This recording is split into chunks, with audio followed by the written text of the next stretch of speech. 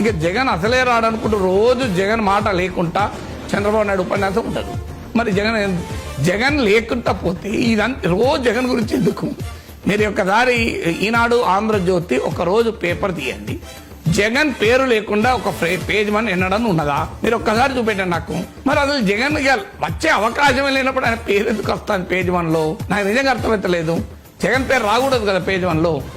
ప్రతిరోజు జగన్ గురించే డిబేట్లు కదా టీవీ ఛానల్లో. మీకు జగన్ గురించే డిబేట్లు ఉంటాయి, జగన్ గురించే పేజ్ వన్ లో వార్తలు ఉంటాయి. చంద్రబాబు నాయుడు ఉపన్యాసంలో జగన్ లేకుండా ఉండదు. మళ్ళీ జగన్ రాడు అంటే జగన్ రాకపోతే అసలు బదిలేస్తే అయిపోతుంది, మర్చిపోతే అయిపోతుంది కదా. ప్రజలు మీరే కదా ప్రతిరోజు గుర్తు చేసేది.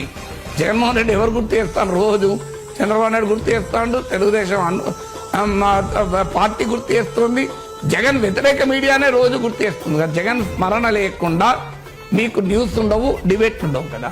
మరి జగన్ రిలవెంట్ గా ఎవరు చేస్తున్నారు? ఆంధ్రప్రదేశ్ ప్రజల తెలుగుదేశం పార్టీయా?